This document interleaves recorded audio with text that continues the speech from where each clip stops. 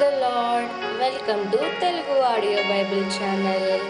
11వ కీర్తన, ప్రధాన గాయకునికి దావీదు కీర్తన. యెహోవా, శరణుజొచ్చి ఉన్నాను, పక్షి వలె నీ కొండకు పారిపొమ్ము అని మీరు నాతో చెప్పుట ఎలా?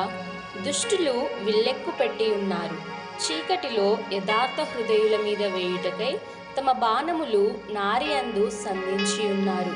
పునాదులు పాడైపోగా నీతిమంతులేమి చేయగలరు? యెహోవా తన పరిశుద్ధాలయములో ఉన్నాడు. యెహోవా సింహాసనము ఆకాశమందున్నది. ఆయన నరులను కన్నులారా చూచుచున్నాడు. తన కనుదృష్టి చేత ఆయన వారిని పరిశీలించుచున్నాడు. యెహోవా నీతిమంతులను పరిశీలించును, దుష్టులను బలాత్కారాసక్తులను ఆయనకు అసహ్యులు. దుష్టుల మీద ఆయన ఉరులు కురిపించును.